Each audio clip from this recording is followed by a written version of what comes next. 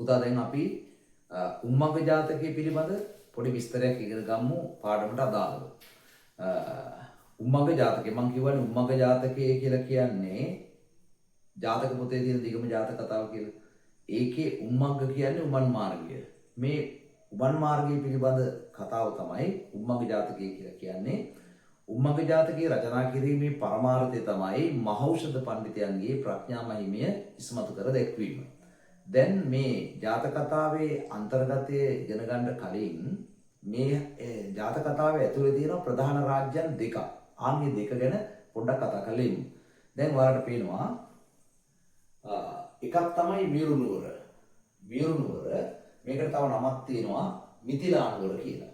වීරු කියන්නේ මිථිලා කියන එක. ඒ වගේම වේදේ රාජ්‍ය කියලාත් මේකට කියනවා. මේ රජුව තමයි වේදේ රජුව. එයාට අනුශාසනා කරන ප්‍රධාන පුරෝහිත බමුණු මේගොල්ලෝ බමුණු කුලය නියෝජනය කරන්නේ 4 දෙනෙක් ඉන්නවා. සේනක, පුක්කුස, කාවින්ද, දේවිද කියලා. ඊට පසුව තමයි මහෞෂධ පඬිතයන් වහන්සේ එතුමා නියෝජනය කරන්නේ ගෝවි කුලය. එතුමාගේ තාත්තා සිරිවඩ්ඩන සිටුවරයා, අම්මා තමයි සුමනා දේවිය. මහෞෂධ පඬිතයන් වහන්සේගේ බිරිඳ තමයි අමරා දේවිය. අමරාවති අමරා දේවිය. ඊගොල්ලෝ අනිත් පැත්තේ රාජධානිය තමයි උත්තර පංචාල නුවර. ඒකේ රජුව තමයි චූලනී බ්‍රහ්මදත්ත. චූලනී බ්‍රහ්මදත්ත රජුගේ අම්මා තමයි තලතා දේවිය. එයත් රජුවට අවවාද අනුශාසනා කරනවා. ඊගොල්ලෝ ප්‍රධාන අනුශාසකය තමයි කේවට්ට වමුණා. දැන් ඔය තමයි රාජධානියේ ජාතක පොත ඇතුලේ තියෙන ප්‍රධාන රාජධානි දෙක. මේ රාජධානි දෙක පදනම් කරගෙන තමයි මේ ජාතක කතාව විකාශනය වන්නේ. දැන් අපි බලමු අපේ පොතේ තියෙනවා ගිරාපෝතකයෝ මේ ක්‍රියාව දැක.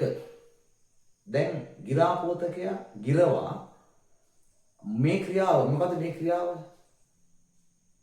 චූලනී බ්‍රහ්මදත්ත රජුරෝ සහ කේවට්ට බමුණා චූලනී බ්‍රහ්මදත්ත රජුරුවන්ගේ මංගල උද්‍යානයට ඇවිල්ලා මංගල උද්‍යානයේ වටේ සේනාව දාලා ආරක්ෂාව තර කරලා සල් ගහක් යට වාඩි වෙලා වටකුරු ගල්ආසනයක රහස් සාකච්ඡාවක් කරනවා. මෙන්න මේ රහස් සාකච්ඡාව දකින්නේ ගිරාපෝතකයා. මේ ගිරාපෝතකයා කොහොමද උතෙන්ට ආවේ? එතෙන්ට එනකම් මම කතාව කියන්නම්. වේදේ රාජ්‍යයේ එව නැත්නම් වීරු නුවර වේදේ රජුරෝ හීනයක් දකිනවා. මොකද්ද මේ හීනේ? තමන්ගේ රාජධානියේ රජ මිදුලේ මාලිගාවේ මිදුලේ 4 කොනේ, ඒ කියන්නේ මිදුලේ මුළු 4න් ආලෝක කදම්බ 4ක් අහසට මතුවෙනවා. ආලෝක කදම්බ ඒ කියන්නේ තල් ගහක් විතර මහත ආලෝක ධාරාවන් 4ක් කණු 4ක් වගේ උඩට මතුවෙනවා. පලාතම ආලෝකමත් වෙලා. හිටපු ගමන් ඒ අතරින් පුංචි කණාමැදිරියෙක්, කණාමැදිරිය දන්නවනේ පිටිපස්සේ පුංචි ලයිට් එකක් තියෙන්නේ. කණාමැදිරියෙක් ඇහිල්ලා එනවා. කණාමැදිරියගේ අර පිටිපස්සෙන් විහිදෙන ආලෝකයෙන් මේ ආලෝක කදම්බ 4 තියෙන ආලෝකයේ යටපත් වෙලා විශාල එළියක් විහිදෙනවා. රජුරෝ බය වුණා. රජුරෝ ඒ බයලා රාත්‍රී ගත කළා. පහුවදා උදේ සේනක යනවා. සේනක බමුණු තමයි ප්‍රධානියා. සේන ගිහිලා රජතුමනි දේවයන් වහන්සේ ඊ රාත්‍රී සුවසේ විදාගත්තා.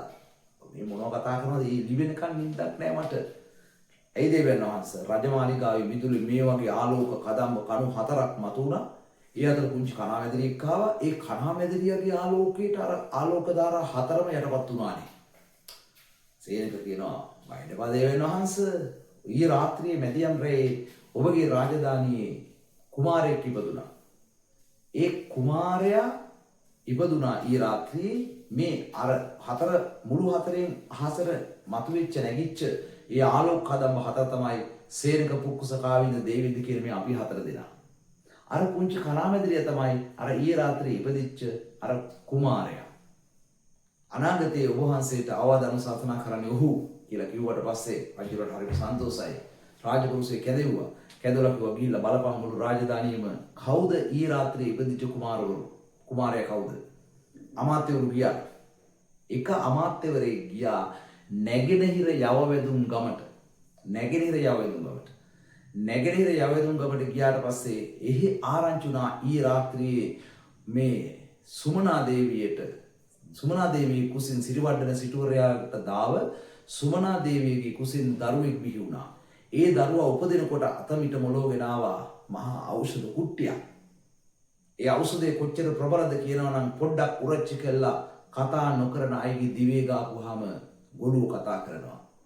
ඇස් පේන්නේ නැති අයගේ ඇහි පොඩ්ඩක් ගාපුවාම ඇස් පෙනීම ලැබෙනවා. ඒ නිසා ඔහු අතේ ඖෂධ කුට්ටියක් දරාගෙන ආපු නිසා ඔහුට නමක් වැටුණා මහෞෂධ.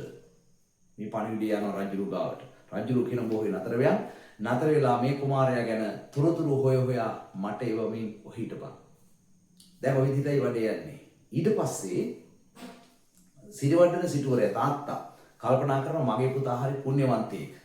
එයා තනියම උපදින්න පුළුවන් කමක් නෑ. එයාට තවත් පිරිවර සේනාවක් ඇති.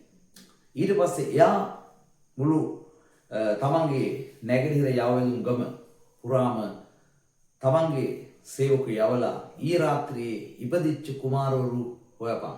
බලපුවාම 1000ක් ඉන්නවා. ඊ රාත්‍රියේ තවත් කුමාරවරු 1000ක් ඉපදිලා තියෙනවා. දැන් මේ කුමාරවරු 1000 පිළිබඳ තොරතුරු ලැබෙනවා. කිරිමව්වරු යවලා එයාත් පෝෂණය කරනවා සිටුවරයා. ඔහොම ගිහිල්ලා අවුරුදු 7ක් ගත වෙනවා. අවුරුදු 7ක් වයස ගත වුණාට පස්සේ වයස ලැබුවට පස්සේ මේ කුමාරයාට අර 1000ම මුණ ගැස්සුවා. එයා මොකද කරන්නේ? කහවණු එකතු කළා කහවණු 1000ක් හදාගෙන ළමා උද්‍යානයක් හරිගස්සනවා ළමයින්ට සෙල්ලම් කරන්න. මේ පුංචි කුමාරයා කොහොම තියෙන්නද පුංචි පැටවු 1000 එක වගේ. ඊට පස්සේ අවුරුදු 16ක් ගත වෙන විට මෙයා මොකද කරන්නේ? අධිකරණ ශාලාවක් හරිගස්සනවා. වර්තමානයේ ඔය සමත මණ්ඩල තියෙන්නේ ආන්ගේ වගේ. අධිකරණ ශාලාවක් හරිගස්සලා ඒක ඉතලා නඩු අහනවා. ගමේ තියෙන පොඩි නඩු ඔය කියලකම් කපපු හරවම පුංචි නඩු විසඳලා සමතයකටපත් කරනවා. එක දවසක් දැන් මේ පණිවිඩ ඔක්කොම යනවා රජුරවන්ට. රජුරන් පණිවිඩ එවුවම රජුරු කියනවා සේනක ඇඳලා සේනක මොකද කියන්නේ? මෞස පණිවිඩයන්ට ගෙන්නවද? නෑ දෙවියන් වහන්සේ දැන් වැඩක් නෑ. මොකද ආවොත් එයාට ලාභ පිරිනඳ එයා කැමති නෑ. ඒ නිසා අරයා දැන් එහෙම ඉන්නවා. දැන් මේ රජුරු ප්‍රශ්න විසඳනවා. ඔබට මතකද කාලගුරු ප්‍රශ්නය කියලා එකක් තිබුණා. අර ඇන්නෑවේ මේ මල කෝලම් පාරේ යන්නට බෑ උන්දැස් සමගින්. ආලිබෙන්ද මාගරම්යවන් කියලා එහෙම නාට්‍යයක් තියෙනවා. ගීතයක් තියෙන්නේ. ආන්ගේ ගීතේ තියෙන්නේ ඔය කාලගුරු නාට්‍යය. ඒ ප්‍රශ්නේ විසඳුවා. මම ඊට වැඩි ලස්සන ප්‍රශ්නයක් ගැන කියන්නම් එක සැරයක්. පඬිතුන් වහන්සේට රජුරු අර සේනකල ප්‍රධාන කරගෙන ප්‍රශ්න එවනවා විසඳන්න. එක දවසක් එක ප්‍රශ්නයක් එවනවා මොකද්ද මේ රජුරුවන්ගේ ඔන්චිල්ලාව කැඩිලා ඔන්චිල්ලාවේ ලණු කැඩිලා. මේ ඔන්චිල්ලාවේ ලණු වියලා තියෙන්නේ වැලි වලින්. වැලි වලින් තමයි ලණු වියලා තියෙන්නේ. ඒ නිසා ඒ වැලි යොත දිරලා කඩලා ඔන්චිල්ලාව කැඩලා ගිහිල්ලා ඒ නිසා ඒකට සරින වැලි යොතක් වැලි වලින් ලණුවක් අඹරලා එවන්නේ කියලා. දැන් නැත්තම් දඩ ගහනවා කියලා. මිනිස්සු ගිහිල්ලා පඬිතුන් වහන්සේට කිව්වා. පඬිතුන් වහන්සේ පෙරලා පිළිතුරක් පණිවිඩයක් යවනවා. අර දිරාපත් වෙච්ච වැලි යොතේ වැලි ලණුවේ කෑල්ලක් එවන්න පොඩ්ඩක් මිම්ම අරගන්න. ඒක රෙඩි ඉවරයිනේ. ඒ ප්‍රශ්නේ විසඳුවා ඉවරයි. ඒ පණිවිඩයට යනවා. මොකද සේනක ගෙන්නනවද? නෑ තාම මොකටද? ආර්මී කියලා ඉන්නකොට තව ලස්සන ප්‍රශ්නයක් ගැන මම කතා කරන්න. දැන් එක දවසක් යක්ෂණියක් කාන්තාවක් වගේ ඉන්න යක්ෂණියක් යනකොට තව කාන්තාවක් ළමයක් තරම් ගමනක් යනකොට දීවලක් හම්බ වෙනවා. අපි වතුර පාරක් ඇලක් කියලා. අර පුංචි ළමයා ගහක් මුලින් තියලා රෙද්ද කොතලා මෙයා කාන්තාව බහිනවා නාන්න. ඒ වෙලාවේ තමයි යක්ෂණියත් එතනින් ඉන්නේ. පුංචි දරුවා දැක්කා ඔහැ කිය අඬ ඉන්නවා ගහක් යට. මෙයා කියනවා ළමයා නැගෙනිය මම පුංචි පුතාට කිරි ටිකක් පොවන්නද? කොයි අම්මද අකමැති? කාගෙන් හරි කිරි ටිකක් ලැබෙනව නේද? ඊට පස්සේ මෙයා ළමයා වඩාගෙන අරගෙන දුවන්න පටන් ගත්තා. අර කාන්තාව වතුරෙන් ගොඩ වෙලා ඉතින් තෙතෙන් පිටින්මනේ දුවන්නේ දැන් මාරු කරගෙන හිටියත් යක්ෂ ළමයා කාලත් ඉවරයි නේ. ඊට පස්සේ යක්ෂණිය පස්සේ දුවගෙන යනවා මගේ ළමයා මට තියන්. එතකොට අර නුඹේ ළමෙක් මං ගත්තේ නේ වෙන කෝලහලයක්. මේ රණ්ඩුවේ යන්නේ කොතනින්ද? අර අධිකරණ ශාලාව අසලින්. අධිකරණ ශාලාව අසලින් යනකොට පඬිතුන් වහන්සේට මේක ඇහුණා. පඬිතුන් වහන්සේ ගෙන්න ගත්තා. ඈතදීම දැක්කා. මෙයා තමයි යක්ෂණියක් කියලා. හැබැයි ඒ වුණාට මේ කට්ටිය ඉස්සරහා මේ ප්‍රශ්නේ විසඳන්න ඕනේ. ඒ නිසා පඬිතුන් වහන්සේ මොකද කළේ? කට්ටිය දෙන්නව ගෙන්නුවා. ඉරක් කැඳ හුණු පුරකින් ඉර උඩින් ළමයා තිබ්බා ඇදගන්නේ කියලා කිව්වා. එකපාරම යක්ෂණිය ඇදලා ගත්තා. ඇදලා ගත්තාම පඬිතුන් වහන්සේ ළමයා දෙනවා හැදූමවට වැදූමව තමයි අර අම්මා. ඊට පස්සේ අර කවුද අරයා? ඒ කාන්තාවක් නෙමෙයි, කාන්තාවෙස් අරගත්ත යක්ෂණියක්. කටියට පැහැදිලි කරනවා, එයාට ධර්ම දේශනා කරනවා, ගිය ආත්මෙත් ඔබ ඕක වැඩ කළා නිසා තමයි මේ ආත්මේ යක්ෂාත්මයක් ලැබලා තියෙන්නේ, පින් කරපන්. එහෙම කියලා ගැටලුව විසඳුවා. දැන් උඩට මතක් වෙනව නේද යම් කිසි දෙයක්. මොකද්ද? කුණුවටේ කතාව කියලා එකක් තියෙනවා. ඒකට මූල බීජ සපයන්න නැත්තේ මෙන්න මේ කතාව. එහෙම වෙන්නේ කොහොමද කියලා පොඩි ඉඟියක් දෙන්න ඕක පොතපත කියවලා මේ කරුණු හොයාගන්න. බුදුහාමුදුරුවෝ ධර්ම දේශනා කරනකොට වැඩි කාලයක් වස්වාසය කළේ බරණැස ඉසිපතනාරාමයේ. ඇයි? බරණැස ඉසිපතනාරාමයේ තමයි ඒ කාලේ වෙළඳ නගරය. වර්තමානයේ සිංගප්පූරු වගේ. වෙළඳ නගරය තමයි බරණැස ඉසිපතනාරාමය. ඈත පෙරදිග ආසියාව ඉඳලා අර බාමියන් කඳු මුදුන් හරහා වැටිලා තියෙන සේදමාවත ඔස්සේ වෙළෙන්ද වෙනවා ඉන්දියාවට බඩු අරගෙන යන්න. එහෙන් බඩු මෙහාට අරන් ඇවිල්ලා ඉන්දියාවේ ගොල්ලා ඉන්දියාවෙන් සේද රෙදි ආදී අරගෙන අර මාවත දිගේ ඈත පෙරදිග ආසියාවට යනවා. කරත්තල තමයි බඩු පටවගෙන යන්නේ. දැන් මෙහෙම එන වෙළෙන්දෝ බඩු හේවිකොළ රාත්‍රී කාලේ නතර වෙන්නේ කොහෙද? බරණැස ඉසිපතනාරාමේ පන්සලේ ධර්මශාලාවේ ආරමී ඉන්නවයි. බුදුහාමුදුරුවෝ ධර්ම දේශනා කරනවා. වෙළෙන්ද යනවා ගිහිල්ලා බණ මඩුවේ වාඩි වෙලා බුදුහාමුදුරන්ගෙන් බණ අහනවා. බුදුහාමුදුරුවෝ එතන වැඩි කාලයක් වාසය කළේ වැඩි පිරිසකට විවිධ ප්‍රදේශවලින් එන වැඩි පිරිසකට එකවර බණ කියන්න පුළුවන් අත්තා. දැන් අර වෙළෙන්දොත් මේ බුදුහාමුදුරන්ගෙන් බණ අහලා බුදුහාමුදුරුවෝ කෙරෙහි පැහැදිලා යනකොට ඔබ අහලා ඇති අර බාමියන් කඳුවල බුද්ධ රූප හදපු කතාව බිල්ලාඩ්න් බෝම්බ ගහලා විනාශ කළේ ආන්ගේ බාමියන් බුද්ධ රූප පවා හැදුවේ අර වෙළෙන්ද තමයි සේදමාවතේ. දැන් මේ වෙළෙන්දු අහලා නැද්ද මේ ජාතක කතාව? අහන්න ඇතිනේ. අහලා ගිහිල්ලා එහෙට ගියාට පස්සේ මම මේම කතාවක් ඇහුවයි කියලා කටින් ගිහිල්ලා ඒක ජන කතාව බවට පත් වෙලා තියෙනවා. ආන්නේ ජන කතාව බවට පත් වෙලා තිබිච්ච මෙන්න මේ කතාව මහෞෂධ පඬිතුන් වහන්සේ විසඳපු මේ දරු ප්‍රශ්නය පිළිබඳ කතාවක් පුංචි ජන කතාවක් වගේ තිබිලා ජර්මන් ජාතික බර්ටල් බ්‍රෙස්ට් මේ කතාව අහලා ඒ අනුසාරයෙන් නිර්මාණය කරනවා කොකේසියන් චෝක් සර්කල් කියලා කතාවක්. ඒක තමයි හුණුවටේ කතාව. ඒක සිංහලට පරිවර්තනය කළේ හෙන්රි ජයසේනයන්. ඒ හෙන්රි ජයසේනයන් පරිවර්තනය කරපු මේ සිංහල නාට්‍ය සිංහලට පරිවර්තනය කරපු හුණුවටේ කතාව වේදිකාගත වෙනවා. ඒකෙදි මොකද කරන්නේ? ගෘසා සහ නටාලියා අතර ප්‍රශ්නයක් පැනනගිනවා. ගෘසා මෙහෙකාරිය, නටාලියා රජ කුමරිය. දැන් එයාගේ දරුවා දාලා තමයි කෝලහල කැරල්ලක් ඇතිවෙච්ච වෙලාවේ දරුවා දාලා මාලිගාව අතහැරලා පැනලා යනවා. දරුවා මාලිගාවේ තනි වෙනවා. ගෘසා මෙහෙකාරිය ගෘසා ළමයාව කඳුකරේට අරගෙන ගිහිල්ලා ළමයා ලොකු මහත් කරනවා ආදරේ. අවසානයේදී දීපල පිළිබඳ ප්‍රශ්නයක් ආවට පස්සේ නටාලියා ආපහු ඇවිල්ලා දරුවා හොයා ගන්නවා. නටාලියා දෙන්නේ නැහැ. ඒ වෙනකොට ගෘසා දෙන්නේ නැහැ. ඒ වෙනකොට නඩුකාරයා අසඩක් දෙන්නව ගෙනහලා අර එදා මහෞෂධ පඬිතුන් වහන්සේ ඇඳපු හුණු කූර ඉර මෙයා රවුමක් කළා. රවුමක් කළා ළමයා මැදින් තිබ්බා. මැදින් තියලා දෙන්නට ඇද ගන්න කිව්වා. ගෘසා නටාලියා ඇදගත්තා. ගෘසා අතෑරියා. අල්ලගන්න බැරි වුණා කව දෙවන පාරත් එහෙම කළා. අතෑරියා. නඩුකාරයෙන් අහනවා මේ ළමයා මට ඒක දෙකට ඉරන්න කියලාද කියන්නේ? මට එහෙම කරන්න බෑ. එහෙම ඒක කරන්න බෑ. ඒ නිසා අසඩක් නඩුකාරයා අපූර්ව තීන්දුවක් දෙනවා ළමයාගේ අයිතිය වැදූමවට නෙමෙයි හැදූමවට දීලා කියනවා දෙයක් වේ නම් යම් සුදුස්සාටම අයිති විය යුතු මව් ගුණය ඇති අය දරුවන් දිනිය යුතුයමය. ආන්ගේ නාට්‍යයට පවා පාදක වෙලා තියෙන්නේ මේ කියන දරු ප්‍රශ්නේ විය යුතුයි. එතකොට මෙන්න මේ වගේ ප්‍රශ්න විසඳනකොට පඬිතුයන් වහන්සේ පිළිබඳ තොරතුරු පණිවිඩ රජමාලිගාවට ගියාට සේනකලා දෙන්නේ නැහැ යාව ගෙන්නන්න. ඒ වුණාට පසුව ඒ වගේ ප්‍රශ්න 19ක් විසඳුවට පස්සේ පඬිතුයන් වහන්සේ ගෙන්න ගන්නවා වේදේ රජුරෝ තමන්ගේ රාජධානියට. රාජධානියට ගෙන්න ගත්තට පස්සේ රාජ්‍ය පාලන කටයුතු සියල්ල බාර දෙන්නේ මහෞෂධ පඬිතුයන් වහන්සේට. අන්න එදා ඉඳලා මහෞෂධ පඬිතුයන් වහන්සේ වේදේ රාජ්‍යයේ ආරක්ෂකයා බවට පත් වෙනවා. වේදේ රාජ්‍යයේ ආරක්ෂකයා බවට පත් වෙච්ච පඬිතුයන් වහන්සේ තුල තියෙන අනාගතයේදී ඇතිවෙන්නා වූ සතුරු බිය වළක්වාලන්නට අවශ්‍ය කරන සියලුම කටයුතු සම්පාදනය කරනවා. ඒ කාලේ ඉන්දියාවේ ප්‍රාන්ත රාජ්‍ය ක්‍රමයක් රාජධානිය යටපත් කරගෙන ප්‍රබල රාජ්‍යයන් ගොඩ නැගුණා. රාජධානි අතර යුද්ධ පැවතුණා. ඒ නිසා කිසියම් අවස්ථාවකදී සතුරු ආක්‍රමණයක් සිදු වුවහොත් තමන්ගේ රාජධානිය ආරක්ෂා කරගන්න අවශ්‍ය පියවර උන්වහන්සේ අරගත්තා. පඬිතුයන් වහන්සේ අරගත්තා. ආන් එහෙම අරගත්ත ඒ ආරක්ෂක විධිවිධාන යටතේ වේදේ රාජ්‍ය ආරක්ෂාවට ගත්ත පියවර රාශියක් තිබුණා. මේ වේදේ රාජ්‍යයේ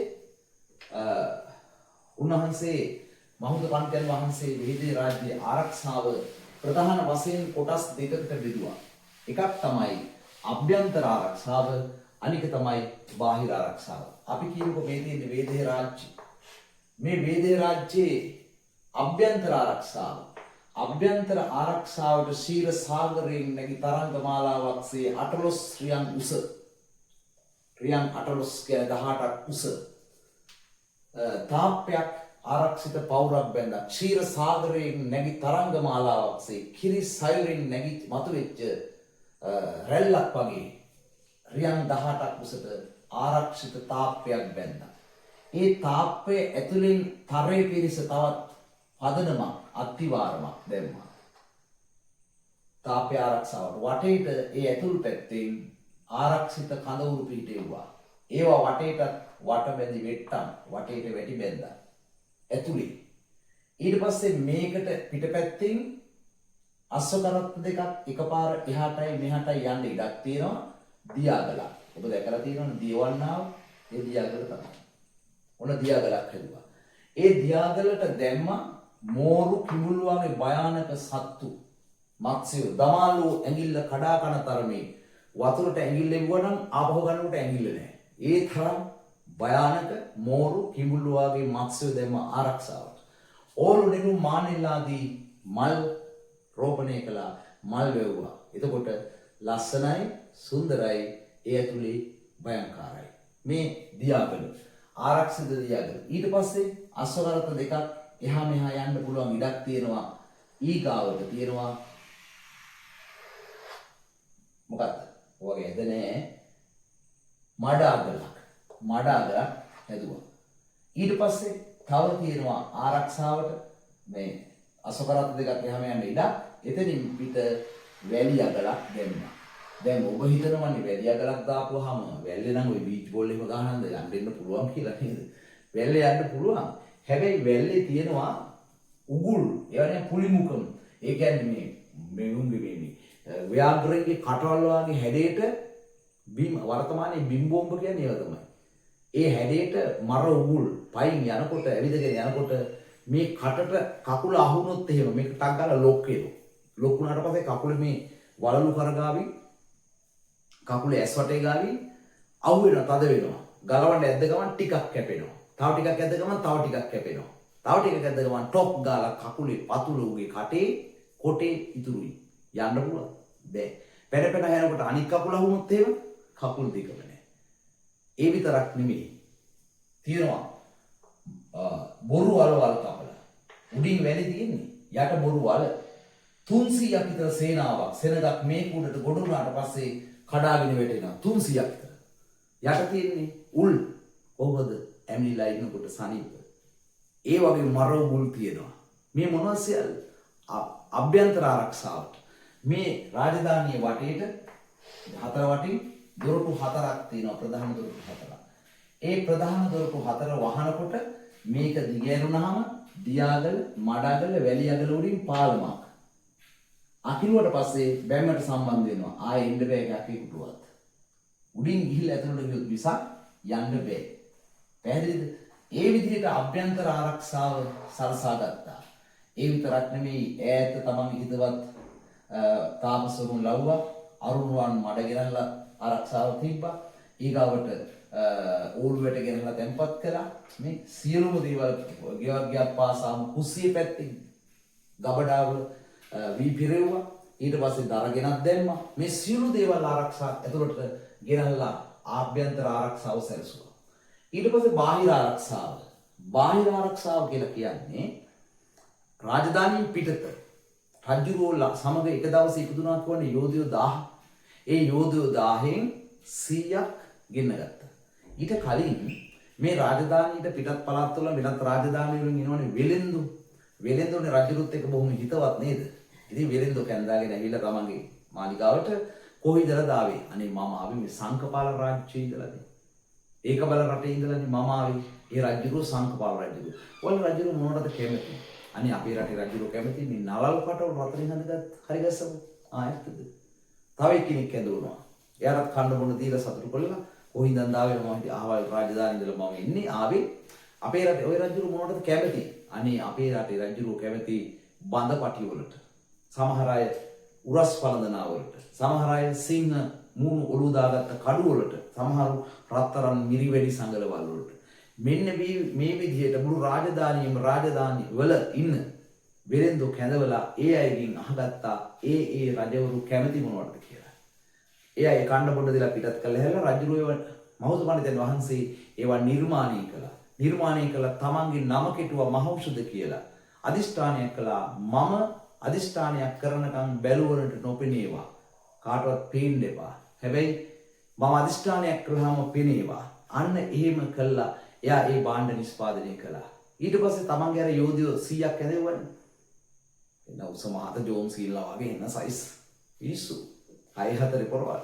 දැන් එයා කැඳවල ඉවරලා එයාට කන්න බොන්න දීලා කියනවා ඔයා මෙන්න මේක අරගෙන අහවල් රාජධානියට යන්න. ඔයා මේක අරගෙන අහවල් රාජධානියට යන්න. ගිහලා රජුව හම්බෙලා මෙහිදලා වයි කියලා කියන්න එපා. වෙනත් රාජධානියක නමක් කියන්න. රැකියාවක් හොයාගෙන ආවි කියලා කියන්න. කිව්වට පස්සේ රජුව බලනවා සමහර මිනිස්සු දෙවෙනවස මම ඔබ වහන්සේට පුංචි තෑග්ගකුත් ගෙනාවා කියලා දුන්නාම අනේ මම කැමති මේකනේ ගෙනත් තියෙන්නේ. එයා සතුටු වෙනවා. සතුටුනාට පස්සේ රස්සාවක් දෙනවා. ඒ රස්සාව කරන ගමන් ආත්මහා සමාන වෙන්න රජුරෝ නිදා ගන්න ඇඳ ගාව ඇඳ පාමුල ඔබ නිදින තත්ත්වයටපත් කරන්න. එහෙම කියලා අර කණ්ඩායම යවනවා. ඒ තමයි චරපුරුෂ සේවය. රාජ්‍ය චරපුරුෂ සේවයක් ආරම්භ කරනවා. රහසොත්තුකරු දැන් අද ඉන්නේ ලෝකෙ හැමතැනම රහස් CIA වගේ සංවිධානවල ආන්නේ රහස් ඔත්තු සේවයක් ආරම්භ කළා. රහස් ඔත්තු සේවයක් ආරම්භ කළේ මොකටද? බාහිර ආරක්ෂාවට. යම් කිසි ආක්‍රමණයක් සිදු වෙනවා නම්, හතුරුකමක් සිදු වෙනවා නම් කල්ැතුවම දැනගන්න පුළුවන්. ඒක හොඳ sannivedana මාධ්‍යයක්, sannivedana ක්‍රමවේදයක්. ඒක ආරම්භ කළා අර කණ්ඩායම රාජධානි වලට යවුවා. යවුවට පස්සේ ඒක බලරට සංකපාල රජුරුගාව සේවය කරන චරපුරුෂයා දකින්නවා රජුරුව ආයුධ රැස් කරනවා.